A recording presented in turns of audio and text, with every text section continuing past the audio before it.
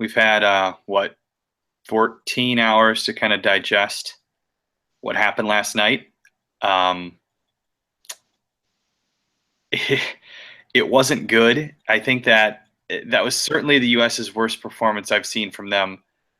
I guess there was that Brazil friendly, but this was worse than that. There was the game actually that got Bob Bradley fired.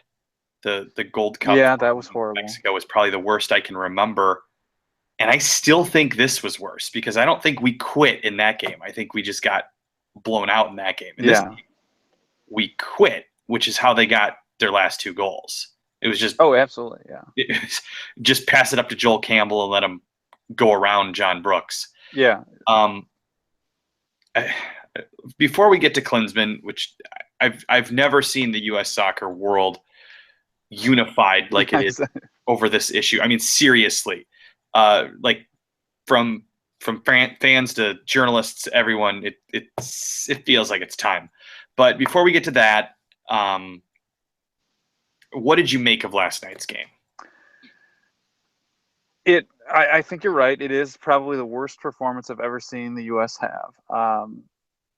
I mean, when you start thinking about, we're setting records that like were established when we were still using amateurs, and not in the Jordan Morris is an amateur because he's still in college, but he won't leave college because his dad works there.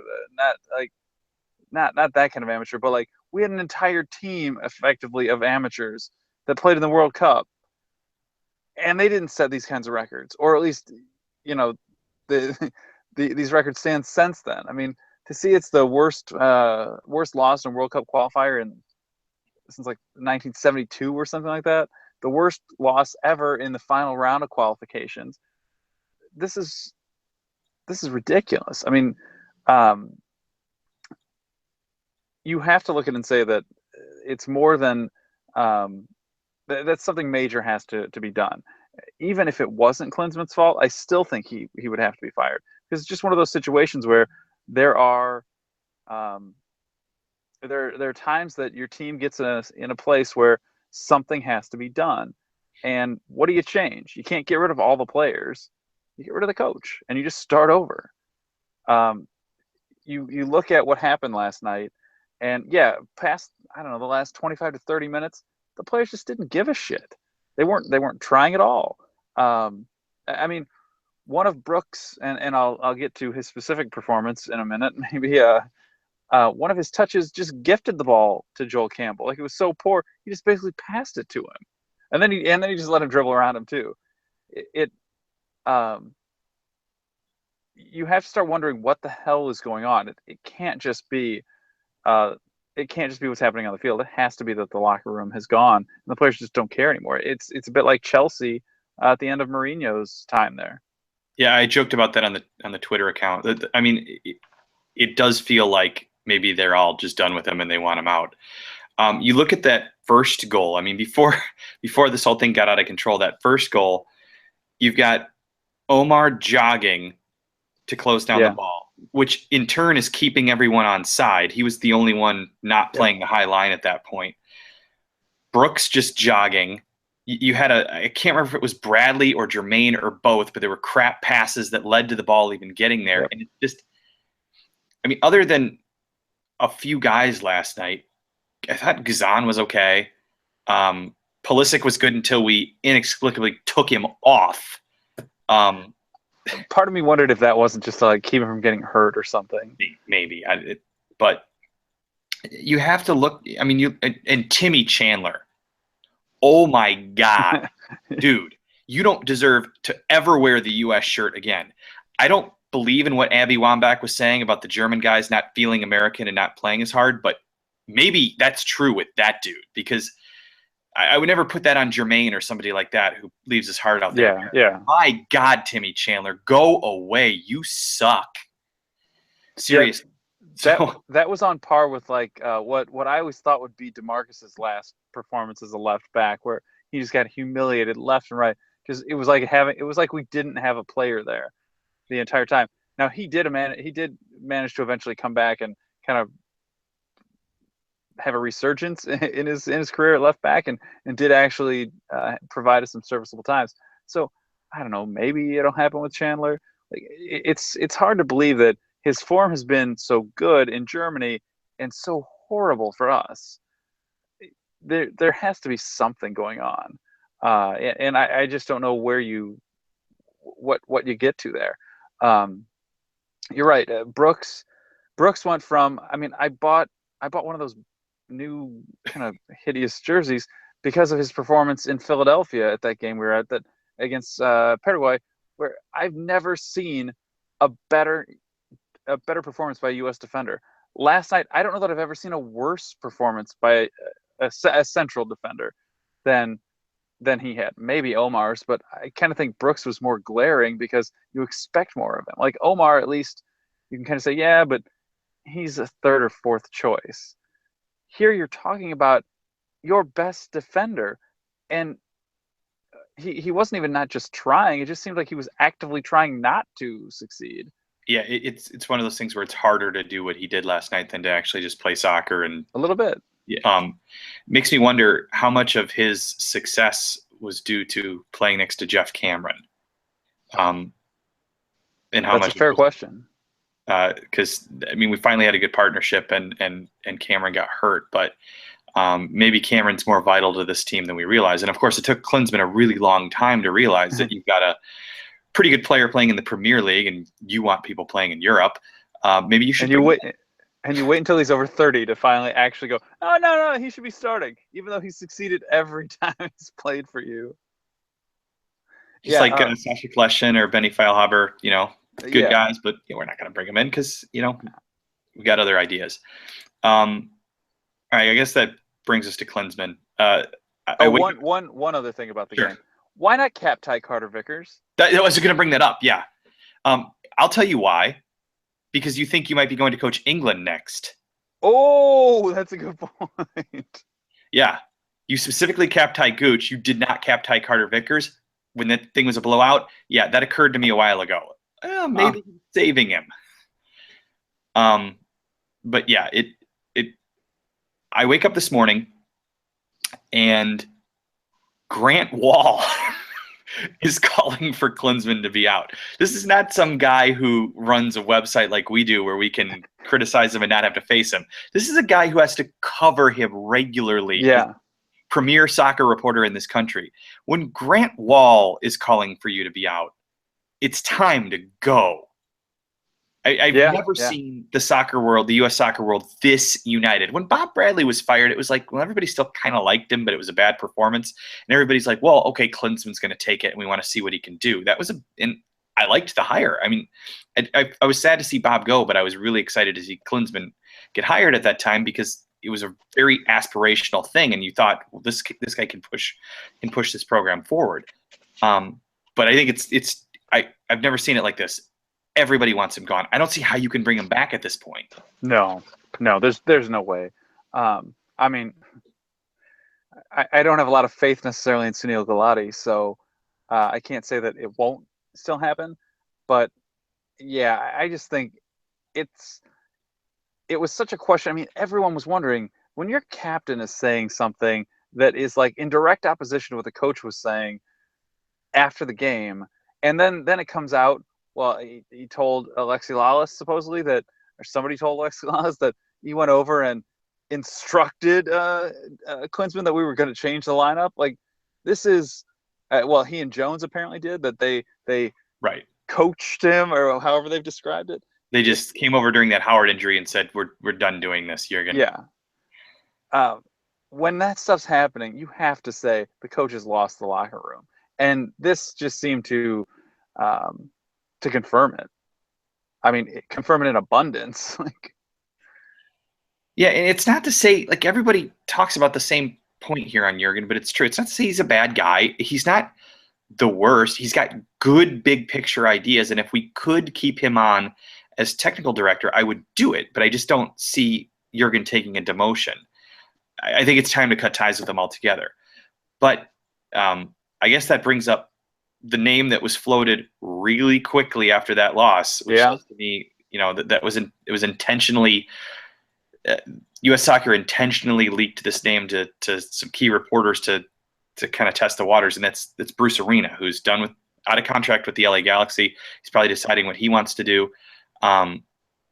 I don't know who I would want to guide this team going forward, but I think Bruce might be the perfect choice to at least get us through the 2018 World Cup. He's a guy with experience coaching the national team. He's a guy with tons of respect in the soccer world, and you're sure as hell not going to get guys quitting on Bruce Arena like they did last night, because you just don't. You wouldn't see that happen. So I'd be all for seeing Bruce Arena come in as sort of a caretaker type guy to get us through 2018. And then maybe by then you've got a good idea of where you want to go after that. Yeah, and that might actually fit what he'd kind of be interested in. I mean, I think part of the reason he came up so quickly is because he has the history with us. Everyone knows him. He's he kind of is the face of MLS coaching, and his contract's up in a month. So he hasn't signed a new one, so he's clearly got options open, and that's, in a month is the perfect. Sometime in the next month is the perfect time, because then you have the January friendly or friendlies. Presumably, if we really do change, I would expect to add at least one more friendly, so you can get some more practice, or some more players in or something, just because you'd expect a new coach would want to look at some new things, and that gets you to some time to be with the team and get to know the players, have the players get to know you ahead of the March qualifiers. I guess if there's a bright spot, it's that you have two of the lesser qualifying games coming, so at least you could, hopefully in theory, expect to win the Honduras game here, and is it TNT that we go to after that? TNT's June, I believe. Okay. It's the alleged Denver match before. Yes, yeah. Panama. Oh yeah. I mean, granted, Panama is probably the fourth best team in CONCACAF, and they did just beat us in one of Klinsmann's other giant failures recently. But you would think if there are places you have to go on the road to get a result, Panama's not as bad as Costa Rica or Mexico, that's for sure. So whatever, and qualification's so easy that what is it? Mexico won 2 games last qualification cycle, and it still managed to get through. And our playoff is against Asia this time around. It's the 5th place team in Asia. So even if we do finish 4th in CONCACAF, we're still probably going to make the World Cup. I mean, if this were Europe or South America, you're not going. But but when you must play Kazakhstan, it is nice. So yeah, I mean, I guess Bruce is fine. Bruce feels like a step backward, which, on paper you don't want to make, but Klinsmann didn't push the ball forward nearly as much as he was supposed to. So we're kind of where we were. Well, there's that. I will say, because my feeling was always that Bob Bradley was sort of Bruce Arena too. Electric Boogaloo. Exactly. So there is a chance that we haven't moved that much, but the one thing you can say is we have changed players. I mean, clearly our team is more talented, more skilled than it was when it was kind of Landon Donovan and company. Outside of probably when John O'Brien was still healthy and playing, Bruce never had this abundance of talent on his roster. So to give him that chance could actually really, really help. I suppose there's also he let Donovan come back once. Oh, I was going to bring that up. And I would not be shocked if Donovan stays playing with the Galaxy next season, if we don't see him, I come up for another call up. And I wonder, obviously they have a great relationship. I also wonder if Donovan decides to retire in the offseason, if he doesn't join Bruce on the bench with maybe an eye toward taking over the team after he's done his badges and everything, taking over the team after the 2018 World Cup. So Either one would be cool to see, I think. But um, and it'd be good to have Bruce back too. He's a guy. He gave us our best finish in a World Cup in the modern era. In 2002, remember that, Mexico. So yeah, it can't get worse, can it? Basically, yeah. We could miss the World Cup, but it we got to do something. Yeah, absolutely. I mean, realistically, you kind of have to think there's nowhere to go but up from here. If you want to take it as a like glass half full sort of view, yeah, presumably we have to improve. We can't. We're just too talented to be this bad. We're clearly more talented than Costa Rica is. Aside from maybe Joel Campbell and Keylor Navas. Yeah, maybe Brian Ruiz. It's like we're better up and down the field, and we looked like a bunch of kids playing out there. You have to think that given the opportunity, things won't remain that way. Or I don't know, given the chance to believe in themselves or whatever, things won't remain that way. Hopefully this is it. Hopefully, the reason we're not hearing anything now is, or anything but rumors, is that they're just working on the exit package to get Klinsmann out of there. But maybe they should have left his ass on the tarmac last night and said, "You can find your own way back." Yeah, I like Klinsmann enough to let him have a ride back, but Timmy Chandler could have stayed down there for all. Yeah, the one thing I noticed, I rewatched the Mexico match because we were there, and it's hard to see certain things. You can kind of see formations better in person, but you don't. Harder to watch it a second time. You don't see certain details. There was one point in the first half where Jermaine literally went like this, like, I don't know what I'm supposed to be doing, which speaks to the fact that I don't think a lot of these guys knew what they were supposed to be doing in either match. And we said it immediately. We were saying it in the first half of the Mexico match. We were saying it before there was a goal. Why are you coming out in this match with an all-new formation of all matches? But then when they settled down and went back to a 4-4-2, it was a little bit better. But then last night, they said they were coming out in a 4-4-2, but it didn't look it at times. Yeah. And I'm not sure that a lot of those guys even knew where they were supposed to be. So that's Klinsmann. If one player doesn't know where he's supposed to be, maybe that's on the player. But if the whole team doesn't know where they're supposed to be, that's got to be on the coach. So, well, and that's pretty much what Bradley was saying. I mean, he said other teams know what they're doing. Other teams are trained on where to go, what to do. The clear, I think, intimation is that we don't. We're just out here making it up. And sure, there is a point. If you have the right players, you can send them out and go, do whatever you want. I mean, Arsene Wenger tries it. Barcelona allows it, but they can. We don't have that level of player. And on top of it, you can't keep changing the lineup when you do that. If you want that to happen, you got to send out a consistent lineup. And when have we ever had the Copa America is the only time we've really had a consistent lineup, and lo and behold, we played well there. And that's if you're coaching a national team, you have to send out a consistent lineup in general. You've only got 10-day windows a few times a year. It's not like a club team where you can do something behind the scenes in training for a few weeks before you unveil it. You have to keep tactics and you have to keep players fairly consistent. And he never does that. That's his biggest flaw, probably. So I guess I'll be sad to see him go in that he didn't reach the potential that we kind of thought that he would, but I won't be sad to see him go in general. I mean, that is if he goes. I haven't seen anything further. I would think by now we would be well into the process of getting him out of here, but like you said, maybe they're working out the exit package details or something. Maybe we'll find out. Yeah, I mean, I'm sure they got to do that. They had to get home. Yeah. They probably had an 8 or 9 a.m. meeting today to sit down and discuss it all. Then they got to work out the details.